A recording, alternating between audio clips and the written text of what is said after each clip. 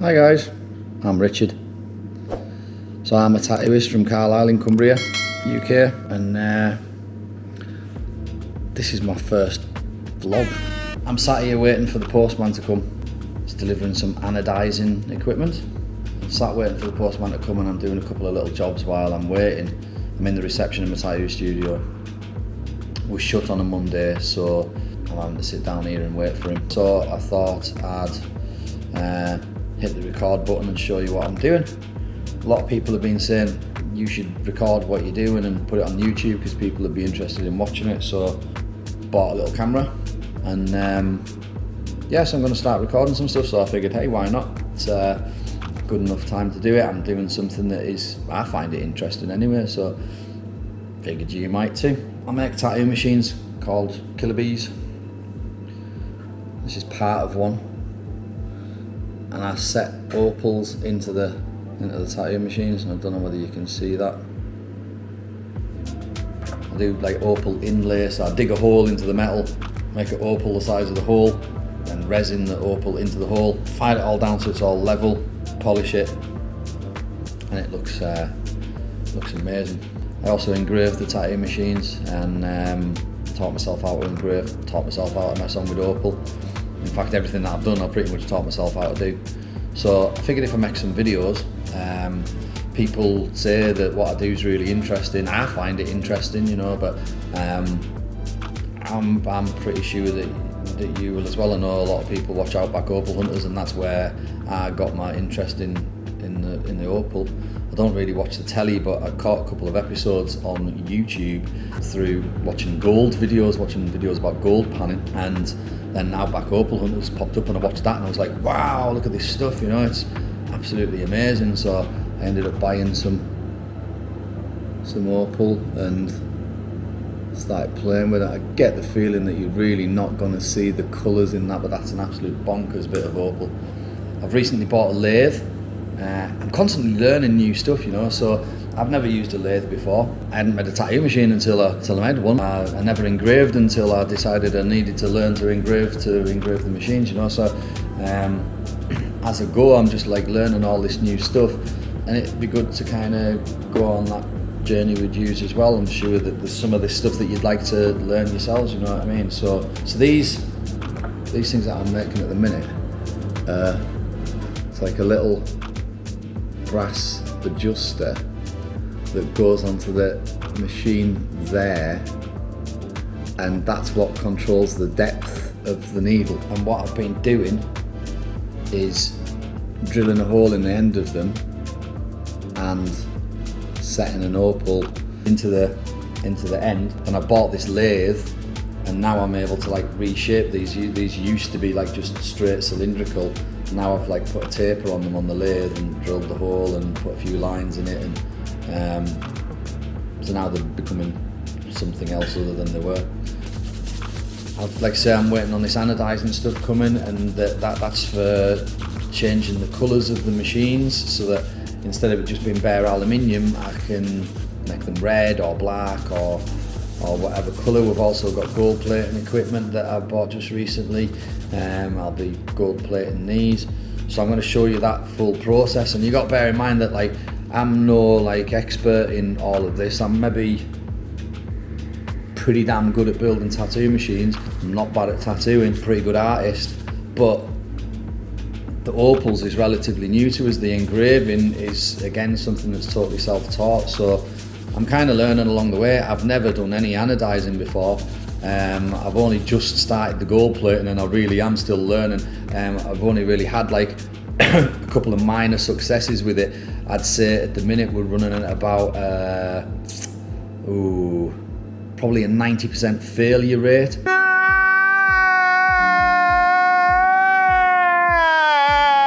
So as much as I've like success with stuff and stuff works out, there's a hell of a lot of failure as well, so you're probably going to see that as well. So at the minute, I'll move the camera in a minute. I'm just, hang on a minute, I'll move the camera and then you can see what I'm doing. It's on a little gimbal, so it's a DJI Mini, Pocket Mini, that's what the camera is. I know there's a way to zoom, but it's not wanting to do it, so. See, I don't even know how to work the damn thing. I'm just going to move it manually. Get down there. No, it doesn't want to get down there. Flipping it. But that's as close to zoom as you're going to get. Oh, you'll have noticed I've got these goggle things on. Maybe you didn't, I don't know. But they're just like magnifying glasses so that I can see close up any marks in these things. And what I'm doing is I'm using wet and dry sandpaper to I've put the opals in and I've ground them down, and that puts loads of scratches in them. So now I'm removing the scratches, so starting essentially the polishing process. So this is 600 grit wet and dry sandpaper, and then that's 800, and then that's 1000, and then I go from 1000 to 1200, and then I go from 1200 to 2000, and then from there I can use a liquid polish to finish off the polishing process.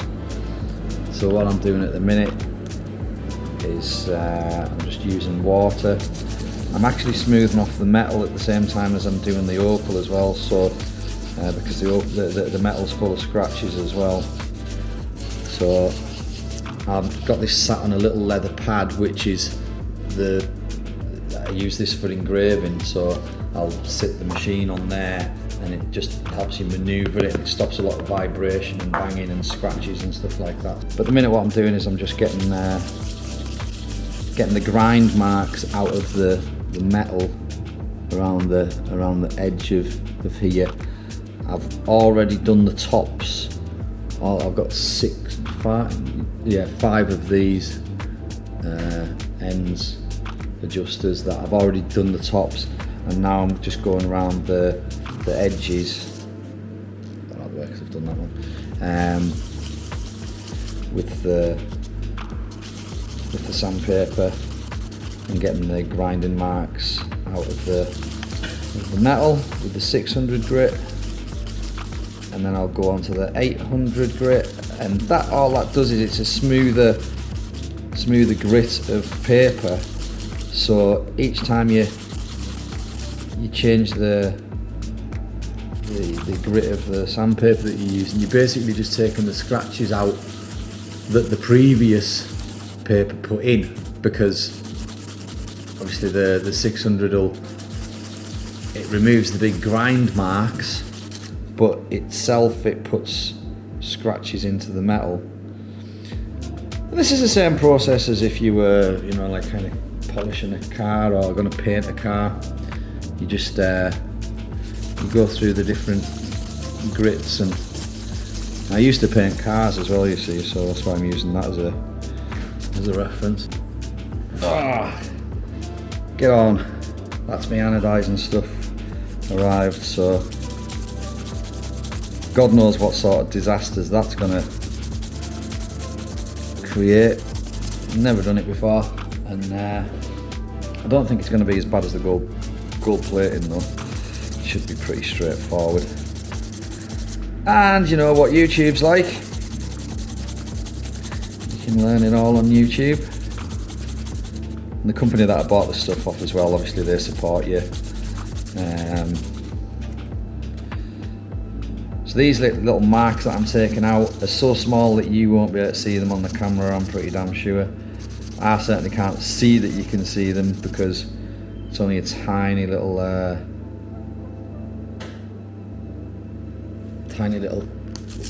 screen on the camera. So now I'm just getting a bit of this, and I'm going to sand in between these grooves, because obviously on the pad you don't get that. You can't get in between the grooves.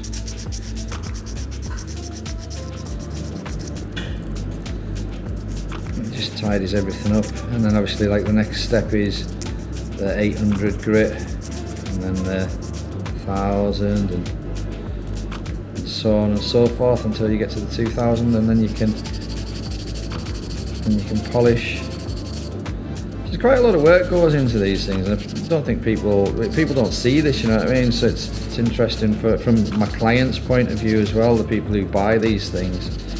that they get to see the amount of work that goes into it, because I'm sure some of them just think that it just happens, you know, and it's as easy as that, but it's really not, you know. There's put a hell of a lot of work into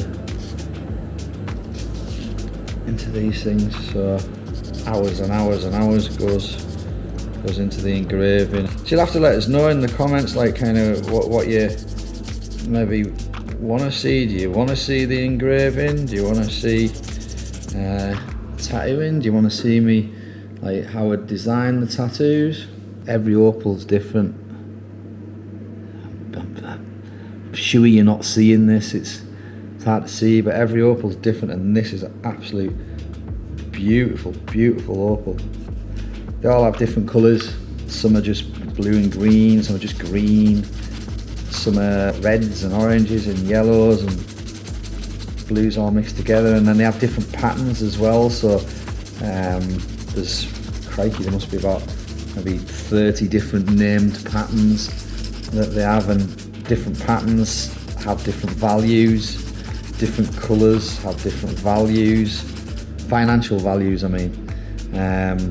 So like red is considered to be the most valuable colour, probably because it's the most popular, but and if you get like a red that then flashes to blue straight after the red or before the red, then that's worth more than the red by itself. And then, like I say, you've got different patterns which have different monetary values as well. There's a pattern called mackerel pattern. I think that's one of the most expensive, valuable patterns. It just means that every opal has a slightly different value. It doesn't even matter if it's the same size. There's a lot of factors come into it: how bright the opal is, how many colours, the pattern, the size, shape, finish, polish, shape of the dome on the top. It all affects the value of an opal.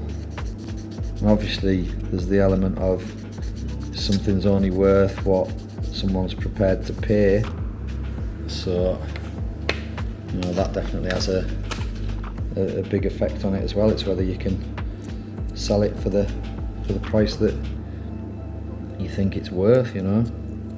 Each one of these will have a slightly different price, you know. Some of them are probably going to be the same price, but I'm not necessarily going to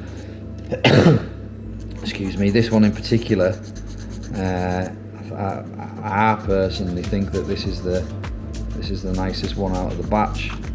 I will be putting a premium price on this one because it's got a big dome on it. It's got all of the colours in it. It's got a nice pattern. It's really bright. It would be crazy to sell that for the same price as one that has only got a low dome on it and not as bright, you know. So I wish you could see that. Like obviously I'm going to look back at these videos. I hope it does come across on the video that you can see the colour of the opal. This is a nice one as well. This is really bright. So this is literally just me getting started with the 600. I've been sat here for a good hour now. Like, I know I've only been recording for like 17 minutes, but I've been sat here for an hour doing these tops already, and that's just me on the 600.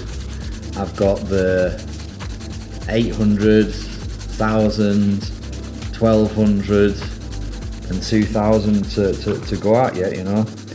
Each like one will probably get a little bit quicker. This is the grade that I need to spend most of my time on, because this is where I'm getting all the big grind marks out, and there's definitely an element of more work. But it's important to get all these bits even in between in these recesses here, so that when it's polished everything looks the same. And then obviously I'm going to gold plate these as well. So now brass, you can gold plate straight onto brass. You don't have to put any like base coat on, but with the aluminium, in fact, I haven't really had much of a problem with the gold plating. That hasn't been an issue. It goes on quite easily as long as you go through the cleaning process. Okay, but with aluminium, which is what the machines are made out of, you've got to nickel plate it before you do the gold plating for the gold to go onto the aluminium nicely. The nickel plating onto aluminium is not as easy as I'd like it to be. But these will gold plate up nicely, and so I'll basically put a layer of 24 karat gold onto the brass, and I'm gonna have to do the tops as well on these. So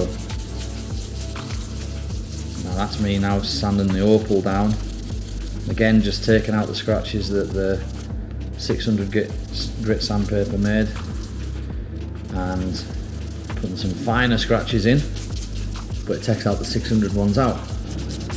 Like I say, I'm sort of taking you on a journey of on a learning journey with me, because that's what I'm doing. I'm learning this stuff. I think we're all very lucky that we can learn stuff on the internet now. You know, I was like really not good at school. I didn't like school. School didn't like me.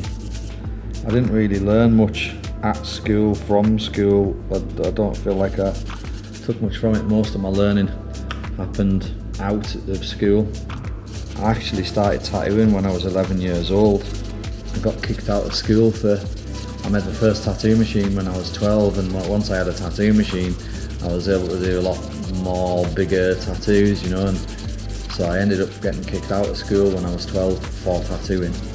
And by that time I'd tattooed half my classmates and got into big trouble for it. And that was the end of the start of my tattoo career. And my teacher, Mr. Howarth, my art teacher, if you're listening, told me that I would never make any money at art. And I make quite a good living at art, creating things, whether it's tattoos, tattoo designs, tattoo machines, doing framed portraits, murals, opal art, t-shirts, I do t-shirts. But my point there is that, like, my teacher was wrong. He was wrong that I would never make any money at art, but he was even more wrong, Mr. Howarth, that for even saying that to me, to tell someone when they've got a dream, when a kid's got a dream of what they want to do, for an adult to come along and say, oh, you can't do that, you shouldn't do that, you're not allowed to do that. Those people are called dream stealers, and I think it's the worst crime that you can, it's the worst thing. It should be a crime, it's just not punishable in court, but it's the worst thing that you can do to another human being, to steal the dreams and make them feel like that they can't do something when that's what they want to do. It's wrong. People really shouldn't do it to people. It's I think it's one of the worst things you can do to another human being without it being punishable in court. Stealing people's dreams, crushing them. It's lucky I didn't listen to him. I never really listened to any of my teachers. School didn't do me no favours. I failed at school. I got a D in art because in the last year of me being at school, one of the lessons that I did actually bother going to was art. I'd got into tattoos by that time, you know, well, long before then.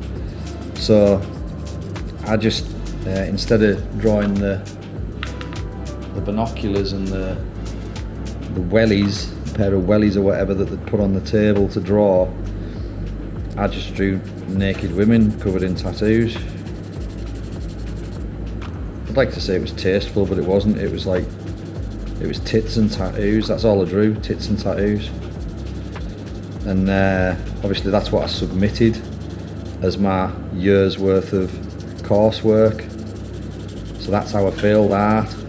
I wouldn't be surprised if, you know, like a teacher looking back, they can remember a lot of the stuff that I did, because it was everything that I wasn't supposed to do. Just did what I wanted to do. I still do what I want to do. Don't really have people telling us what I could, should, can't, can, whatever. I don't care what they say. I do what I want to do. I do what I enjoy doing. And, you know, I'm not hurting anybody. I'm not like, not doing anybody any harm, you know what I mean? Like, if I was to say that, oh, I was out robbing stuff and setting stuff on fire and, you know, like hurting people, and, you know, then no, I don't think it's a good thing to do what you want to do. If that's what you want to do, that's not a good thing. But when you're not hurting anybody, when you're not hurting yourself, when you're just being creative, enjoying yourself, you know, there's absolutely nothing wrong with that. So be nice to other people and let them do what they want to do, what makes them happy, and you do what you want to do, what makes you happy. And if everybody in the world did that, the world would be a much happier place. Joseph Campbell said, follow your bliss and doors will open where there were only walls. And that's kind of what I do. I just do the things that I enjoy doing, and more opportunities come along to do the things that I enjoy doing. So you could say I'm really lucky that I get to do what I want to do, but it's not really. I make my own luck, you know, and you can too. And that's kind of part of the purpose of these videos, really, to show people that, you know, how to do this stuff, and you know, that you can do it as well. I'm just a normal dude. In fact, I'm probably not normal in that, you know, I actually completely failed at school. You know, a lot of you lot that are listening to this might have done really well at school. I think I got a D in art and a G in physics, and to be honest with you, I don't really care what I got, you know what I mean? It has absolutely no effect on me at all. Everybody at school said that I would be a failure. Actually, I've done all right, you know. Got my own business. In fact, I've got like a couple of businesses. They're all based around doing the stuff that I enjoy doing, that I love to do. So do what you enjoy doing. Pretty sad existence if what you're doing right now is stuff that you don't want to do, and that you're just doing it because your parents told you that that's what you have to do, or, you know, your boss tells you that that's what you have to do, your bank account tells you that that's what you have to do, you know, you have to do it for money. Obviously we're all controlled by money. What about if you could, like, create your life so that you can do what you love doing and make a living as well? So what I'm going to do with these is, we're almost getting to the end of the 800 grit. Then I'm going to go through the rest of them with the different grades, but I'm only going to do the top, and we're going to do the opal, because the polisher will take out any of the scratches of you know, the 800. It's quite an aggressive polishing machine that I use, so it'll get all the scratches out get all the marks out for the rest and make them nice and shiny.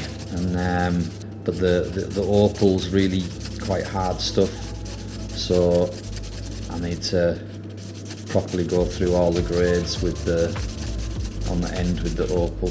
And then the rest of today, I'm actually going to be starting engraving this tattoo machine. So yeah, anyway, what I was saying there was, like, you know, I really would like to get the message across that it doesn't matter whether you've, like, people think that you're some sort of a failure. That's just how they view you, you know what I mean? Like, my earlier years was definitely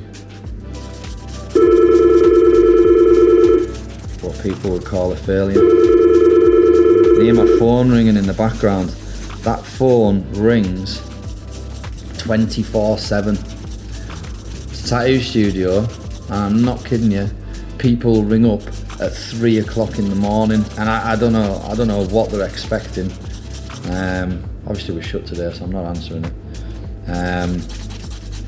But I'm not kidding you, people actually ring up at 3 o'clock in the morning, and people will send you a message on Facebook at 3 o'clock in the morning, and if you don't reply, 10 minutes later they're sending you question marks. It's the definition of infuriating.